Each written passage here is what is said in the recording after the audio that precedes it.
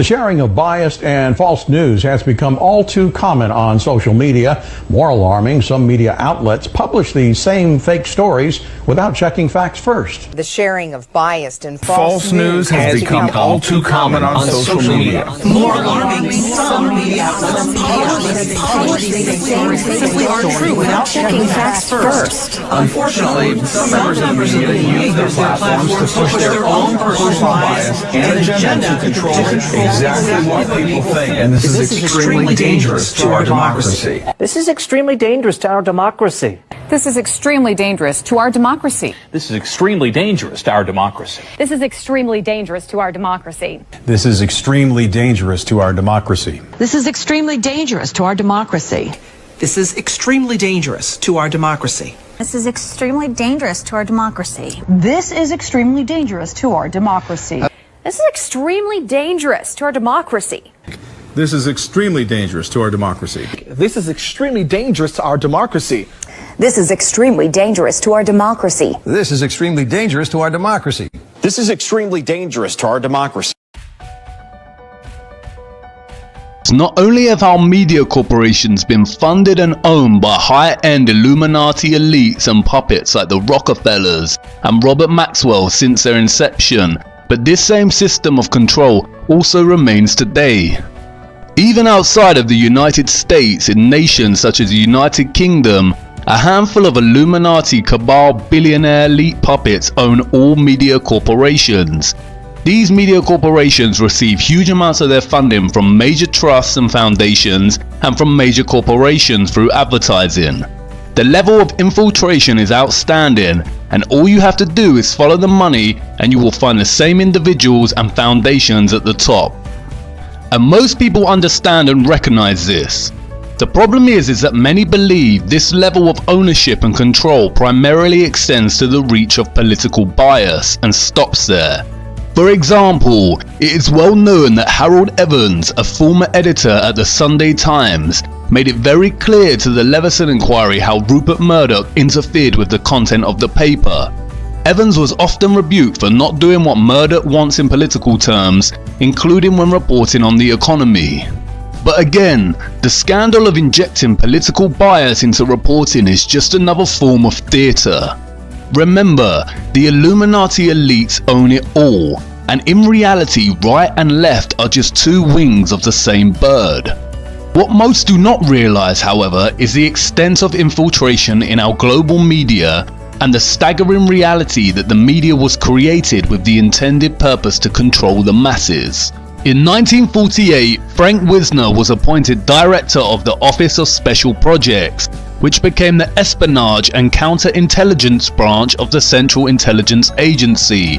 Wisner was told to create an organization that concentrated on propaganda, economic warfare, preventive direct action, including sabotage, anti-sabotage, demolition, and evacuation measures, subversion against hostile states, including assistance to underground resistance groups, and support of indigenous anti-communist elements in threatened countries of the free world. Later that year, Wisner established Operation Mockingbird, a program designed to influence American media. In the beginning, Mockingbird was created and led by Wisner, Alan Dulles, Cord Meyer, Richard Helms, and publisher Philip Graham of the Washington Post. Their main focus was to interact behind the scenes with major media outlets and get reporters on the CIA payroll. The agency had them all in their pockets: ABC, CBS, NBC, Time Magazine, Life Magazine, Newsweek, Associated Press, United Press International, Reuters, Scripps Howard, and Copley News Service. William Schaap, world-renowned legal scholar, author, and university professor, did much to expose the role of the CIA in popular culture, showing that it spent 1/3 of its budget on media propaganda operations. As publisher of The Lies of Our Times, Schaap showed that the CIA owned 250 different media networks across radio, television, and the newspapers. William Casey, the director of the CIA during the 80s, famously stated, "We'll know our disinformation program is complete when everything the American public believes is false." Richard Keeble, professor of journalism at the University of Lincoln, explores the relationship between the UK media and the nation's secret services in his book, Close Encounters of a Strange Kind, a critical history of the links between mainstream journalists and the intelligence services in the UK. He quotes Roy Greenslade, who has been a media specialist for both The Telegraph and The Guardian, as saying, most tabloid newspapers, or even newspapers in general, are playthings of MI5. Richard Keeble states that Block and Fitzgerald, in their examination of covert UK warfare, report the editor of one of Britain's most distinguished journals as believing that more than half of its foreign correspondents were on the MI6 payroll. And in 1991, Richard Norton Taylor revealed in The Guardian that 500 prominent Britons were paid by the CIA and the now defunct Bank of Commerce and Credit International, including 90 journalists. David Lee, former investigations editor of The Guardian, wrote about a series of instances in which the secret services manipulated prominent journalists. He claims reporters are routinely approached and manipulated by intelligence agents, and identifies 3 ways in which they do it. 1. They attempt to recruit journalists to spy on other people or themselves attempt to go under journalistic cover. 2. They allow intelligence officers to pose as journalists to write tendentious articles under false names. 3. The most malicious form. They plant intelligence agency propaganda stories on willing journalists who disguise their origin from readers. Robert Maxwell, father of Ghislaine Maxwell, owned the Mirror Group newspapers. He was also a triple agent for the CIA, MI5 and Mossad. Anderson Cooper, a prominent CNN anchor, apparently interned at the CIA before assuming his role at CNN. As if anyone can just intern at the CIA.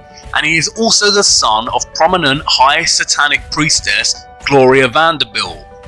Similarly, there is a striking coincidence in the time frame from when the Pentagon DARPA-run LifeLog operation was shut down and when Facebook was launched. LifeLog aimed to gather in a single place just about everything an individual says, sees or does. Out of this endless ocean of information, computer scientists would plot distinctive routes in the data, mapping relationships, memories, events and experiences. This is in essence the same thing as Facebook. The LifeLog project was cancelled by DARPA on February 4th, 2004, the exact same day that Facebook was founded. They want you to believe some loser geek invented Facebook at Harvard, when in reality it was born from the secret military-industrial complex. Disguised as social networking, it is a subtle propaganda machine of control, influence, data collection and surveillance. Again, all of this points to infiltration instead of invasion. They know, as of today, and I say as of today at this hour, we have 33 confirmed positive tests for the virus. Yesterday we had 22 cases. Today we have 33 cases, so it has gone up by 11. That brings, those are 11 new cases. 22 goes to 33. As we sort through this here in Arkansas, today we have 33 confirmed positive cases in Arkansas. As of today, we have 33 confirmed cases with Boston residents. We expect those numbers to climb. As of this afternoon, we have 33 Pennsylvanians who have tested positive for COVID-19. So as of this morning, there were 33 confirmed cases in North Carolina. Evening to you. Lots to get to tonight. I'm Leon Hendricks. We want to start with new information into our newsroom. Within the past couple of hours, there are now 33 confirmed cases of the coronavirus in Michigan. Good evening, everyone. Thanks for joining us for the news at 6. I'm Richard Gearhart. Karina Corral has the night off. More cases of the coronavirus were confirmed today in San Luis Obispo County, bringing the total number now to 33. Right now, Georgia is reporting a total of 99 cases in 19 counties. That is 33 new cases from just yesterday. Good afternoon, I'm Karen Swenson. More cases and more events affected. Here is the latest coronavirus news. There are now 33 cases in Louisiana. As expected, the number of cases of COVID-19 jumps. A total of 33 people in our state have been tested and are confirmed to have the coronavirus. Day 4 of the shelter-at-home order brought 6 new confirmed cases of the coronavirus to San Luis Obispo County, bringing the total number to 33. All troopers will be professional, polite, and will treat everyone with dignity and respect. These latest steps as the number of confirmed COVID-19 cases in Rhode Island jumps by 33 overnight. If your email inbox is out of control and you've given up sorting it out, a Baltimore company thinks it has a solution for you. Could this be the end of email overload? Could this be the end of email overload? Could this be the end of email overload? Could this be the end of email overload? Could this be the end of email overload? Could this be the end of email overload? Could this be the end of email overload? Could this be the end of email overload? Could this be the end of email overload? Could this be the end of email overload? Could this be the end of email overload? Could this be the end of your email overload? Could this be the end of email overload? Could this be the end of email overload? Could this be the end of email overload? Could this be the end of that email overload? Could this be the end of email overload? Could this be the end of email overload? Could this be the end of email overload? Could this be the end of email overload? Could this be the end of email overload?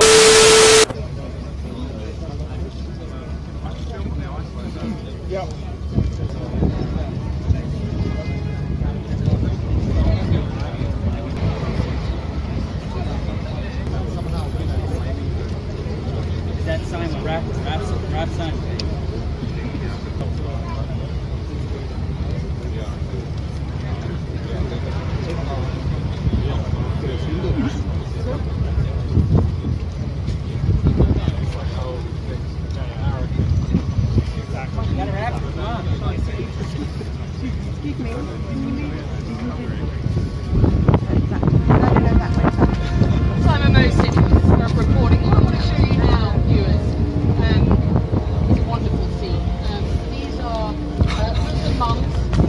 Guys.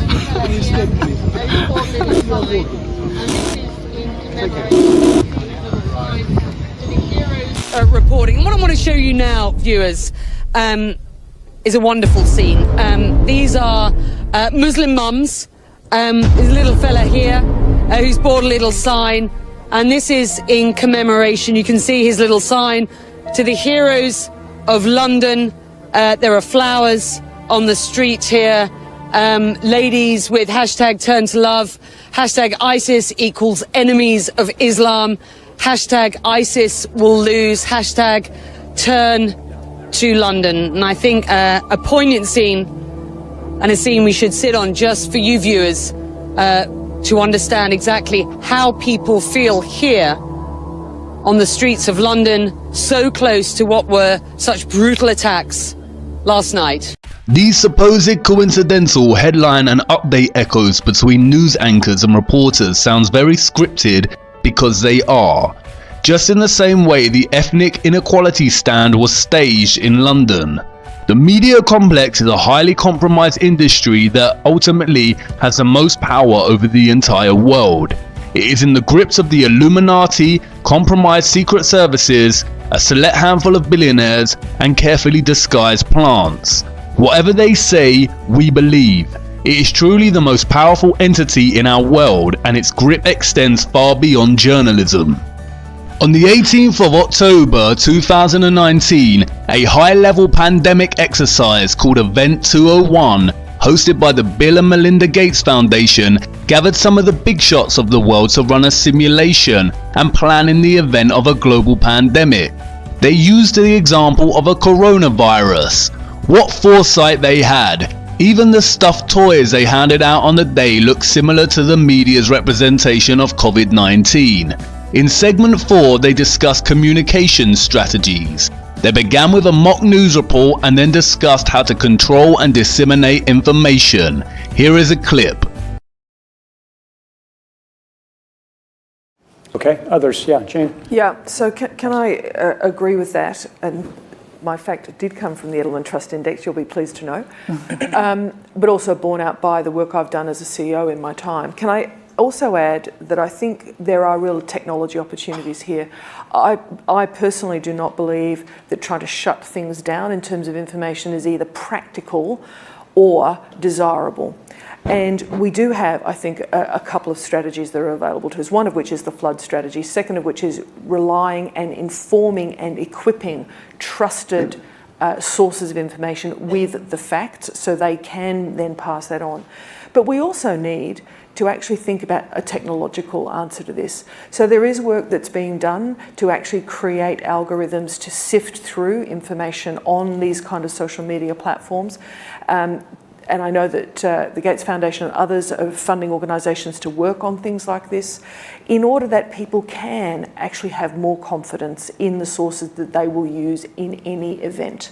And then another issue, I suppose, is just through that, if you have a trusted source, I believe in the idea that we shouldn't be trying to control communication, but rather flood the zone in a sense with a trusted source that then is influential community leaders as well as health workers, as Brad noted, and others on these issues in order to try to amplify the message that's coming through. And flooding good information. So I think one of the ways that we need to approach this is to make sure that we have the right representatives on traditional media networks in order to portray our side of the story and make sure that there isn't misinformation.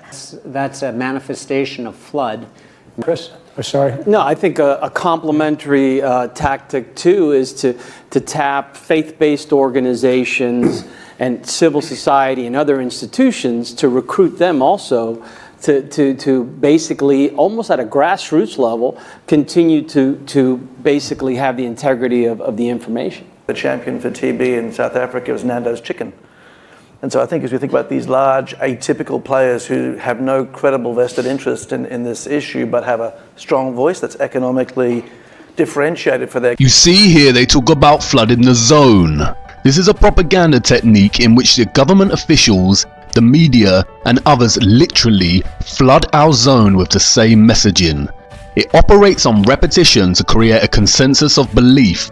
It can instill both fear and reassurance and works to shape our understanding of the world. They also talk about employing trusted voices to enforce their messaging. Trusted voices primarily take the form of organization officials, spokespersons, celebrities and famous individuals in whom we trust and admire. That's why Leonardo DiCaprio and Tom York are great puppets to promote action for climate change, another silly hoax. And Beyonce and John Boyega lead the way to enforce dangerous, divisive social movements like Black Lives Matter. We have seen so many celebrities from Lady Gaga, Piers Morgan and many others reinforce the importance of following the rules during the COVID-19 pandemic. Celebrities and Hollywood stars, as we have seen, are complicit in the satanic Illuminati complex, and they have everything in the world, but there will be times when they are called upon to do the work of steering our minds in certain directions. It is these same tactics of manipulation that we see in the coverage of Flat Earth.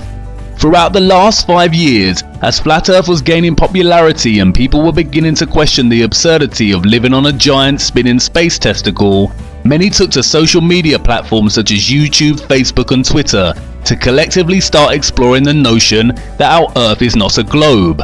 Let's examine the media's response to this and the use of trusted voices.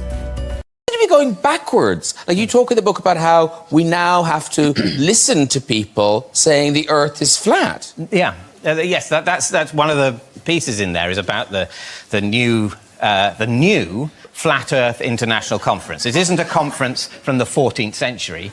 This is a conference that started, I think, in 2017. And it is a growing thing, and that's because people are so contrarian, people are so willing to believe unsubstantiated things that have websites, that they are now going back on the conclusion we have all rightly drawn about the shape of the planet we live on. And that people are sort of going, and by people I mean idiots, are saying, I'm a questioning person, so why am I going to go along with this idea that the world is round? Well, I'll tell you why, because people went up in a rocket, looked out of the window and took a bloody photo. Put aside the fact that we've taken photographs of it. and you can see a horizon. And not only can you see the horizon, but you can see things move behind the horizon or in front of the horizon, depending on the height that you choose to look at the things.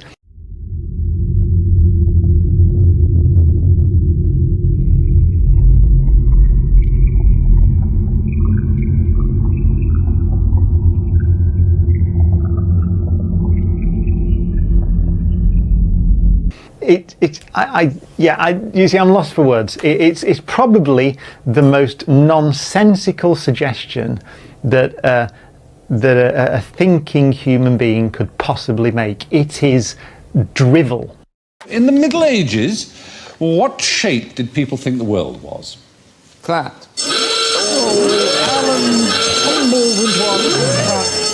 I know we all think they did, but there's absolutely no evidence whatsoever. They all thought it was round. They all wrote about it as round. The Greeks knew that it was round. Round and flat? No, round. They thought it was a sphere.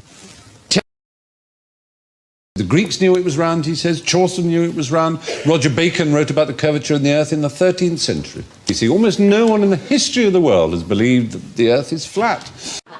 I was watching a documentary recently about flat earthers that was fascinating. I don't know if anybody saw this. There are people who believe the Earth is flat. The documentary is called Assholes. You must ask yourself here the question as to why these trusted voices are all saying the same thing. Flat earthers are not only wrong, but we are stupid, idiots, assholes, nonsensical, full of drivel. Why the hate-directed speech? It is very interesting to me that the trusted voices tend to be celebrities admired for their so-called wit and knowledge. You see, their manipulation of the public here is not actually subtle. Anyone with common sense would question their heated response. Why does it matter if some believe the Earth is flat? Ask yourself, would David Mitchell, Stephen Fry or Brian Cox talk this way about religious groups who believed in so-called archaic notions such as God? They are being paid to say this. Their response is not scientific at all. It's panic. It primarily revolves around ridicule and outright rejection. Any real scientist may actually find the notion of flat Earth intriguing. They may want to investigate further and enjoy this kind of discussion and debate. But no, flat out rejection from the globe heads. And it is not because flat Earth is preposterous, it is because their entire careers and comfortable satanic lifestyles are at risk if they do not comply with their handlers' wishes. They must act as a trusted voice. But this wasn't enough to stop the flat earthers, and more people are waking up, and to combat this growing awareness, the matter went to Congress. Ms. Downs, does Google think that this is a problem, and what is the solution that you're coming up with to address it? Thank you for the question. So as you noted, when Alex Jones posted the video you described saying that the survivors of the Parkland massacre were crisis actors, that violated our harassment policy. We have a specific policy that says if you say a well-documented violent attack didn't happen, and you use the name or image of survivors or victims of that attack, that is a malicious attack and it violates our policy. In terms of conspiracy theory content generally, our goal is to promote authoritative content to our users. So we have two principles that guide the way here. That's the first one, is we want to provide users with authoritative, trustworthy information. I'm sorry to cut you off. I only have a minute and a half, and I don't really need to hear what you're trying to provide. I want to know how you're dealing with all these conspiracy theorists on your platform. So the first way is by demoting low-quality content and promoting more authoritative content, and the second is by providing more transparency for users. So we're introducing boxes that provide factual information at the top of results that have shown themselves to turn up a lot of information that is counterfactual, such as searching for the Earth is flat on YouTube, where you see a lot of... Your response is to put a box saying, nope, the Earth is not flat. Correct. Okay. Again, ask yourself, if flat Earth is false and a conspiracy theory, why is it specifically being discussed in Congress? Did they also discuss Bigfoot and aliens? This is Juniper Downs, the global head of public policy and government relations for YouTube. The Congress session dressed itself up as attending to the matter of disinformation, when in reality it was a call for censorship. Furthermore, when trying to view this video on YouTube, you receive this message. Let's look at the ways YouTube censors flat Earth. First and foremost is the manner in which they use algorithms to promote manipulative content debunking flat earth, miserably might I add. All of the content on the first page focuses on debunking flat earth. Videos such as destroying flat earth without using science, not even debunking, destroying. Look at this Vice feature on flat earth. Look at the cover photo. It already sets the viewer up for rambles of what appears to be a crazy man. Based on what they're showing us, it seems very fake. When we're being presented with things like the moon landing footage, and you've only got to look at it with a critical eye to see that it's done on a set.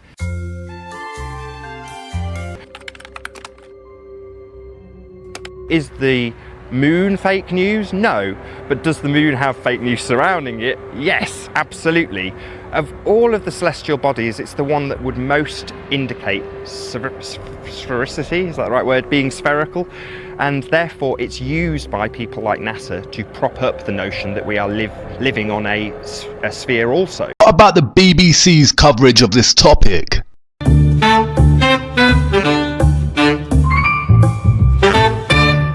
We used to think when we got started individually in this that we were alone. We have one thing in common. We live on a flat plane.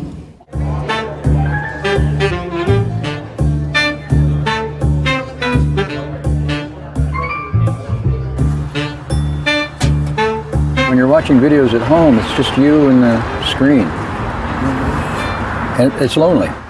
I came here because I needed to see what flat earth people looked like. And I was not disappointed. They look normal. Very few people overweight. About 30% of them are cigarette smokers, and only 4 of them that I met are from around here. Can you see what they are doing? They are creating a false narrative to promote a false demographic of people that believe the earth is flat.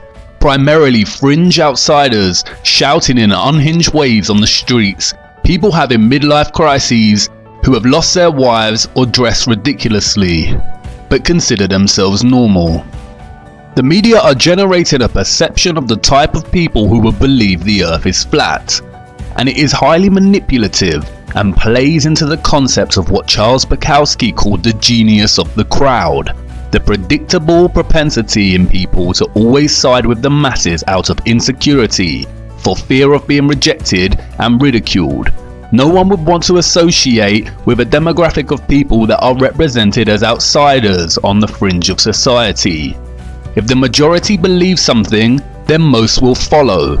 It applies to many things in life, from trends, reviews and critical acclaim, and to political beliefs and worldviews. People are attracted to the mass opinion. No one wants to be associated with a flat earther after watching these videos through fear of being laughed at, or they will stop in their exploration of flat earth because the media represents a community as a collection of fringe or insane individuals. It isn't glamorous, or even given the intellectual recognition it deserves. There is no in-depth discussion of the science behind the flat earth model, just a forced demographic narrative. The media here intervene to stop people even giving it a chance. YouTube pushes this content to the forefront. Another selected video is titled, "How Average People Fall for Flat Earth." What do they mean, average people? They are patronizing us and playing the same tired hand of promoting bamboozlement as some kind of exclusive genius that the ordinary folk cannot fully grasp.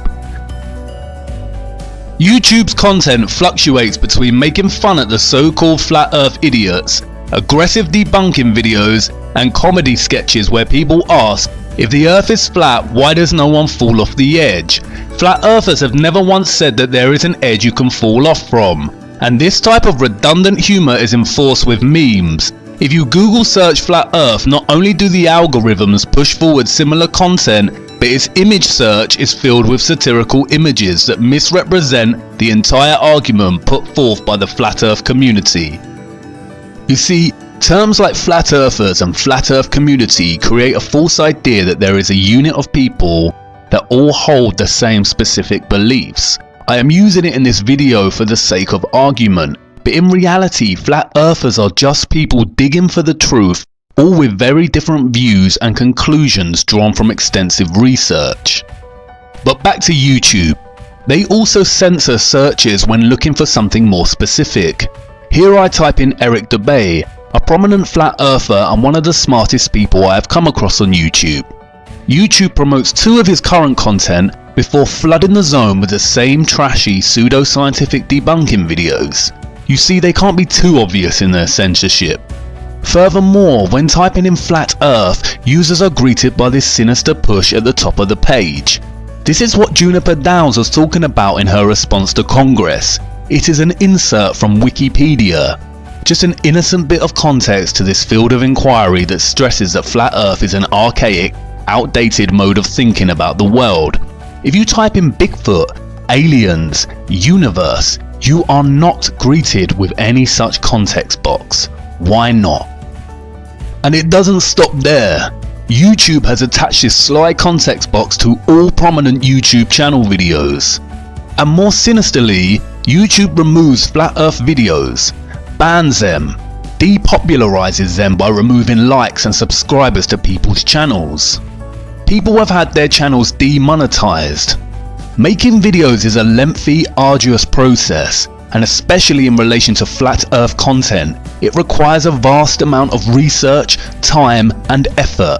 And yet YouTube deems it appropriate to defund these channels, but at the same time allows other YouTubers such as Jeffree Star to rise to fame. Near the butane. Amazing. We're gonna put up a picture of me and Nathan, just so you can stare at us while I get high. Be right back. Screenshot where someone on her wedding video, which this is like your special day, honey, asked, I bet you Jeffree Star is at home watching this.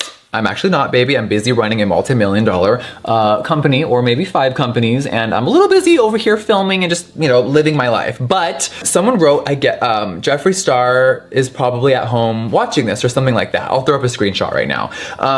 And she, Miss Thing, had to write Jeffree who with a wink, and I'm like, that's all you can say, Jeffree who? How about Jeffree that had the lipstick in Sephora with my motherfucking name on it with your company for the last 10 years? How about Jeffree that's in all your books, all your memories? Like, girl, because she was always the friend that had the nicer stuff. And Jeffree Star is an online makeup personality whose videos further intensify society's growing vanity and self-obsession, and who frequently talks about others in denigrating ways, pointing out their supposed ugliness, and who promotes hypersexualized content such as the orgy collection. You see, Google, YouTube and others like Twitter are not truly social media platforms.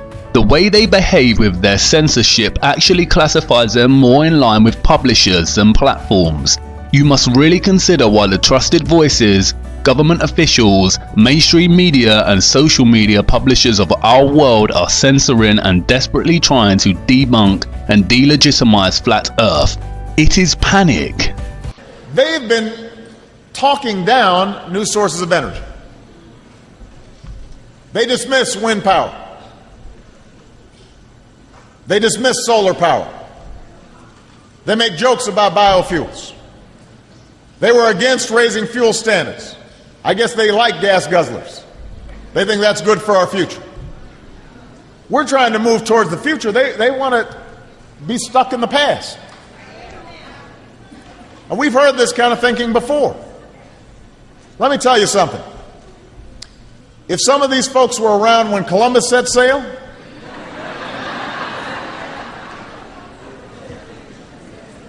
they must have been founding members of the Flat Earth Society. They would not have believed that the world was round. We don't have time for a meeting of the Flat Earth Society. We don't have time for a meeting of the Flat Earth Society. We don't have time for a meeting of the Flat Earth Society. If I say that the world is round and someone else says it's flat, that's worth reporting. But you might also want to report on a bunch of scientific evidence that seems to support the notion that the world is round. In other breaking news, the world is round, not flat. Flat Earth should not have been a subject in a presidential speech. Why doesn't he reference UFO believers or other so-called groups that fit into the camp of conspiracy theorists? You see, the term conspiracy theory was actually invented by the CIA and flooded into circulation via the media during the 1960s.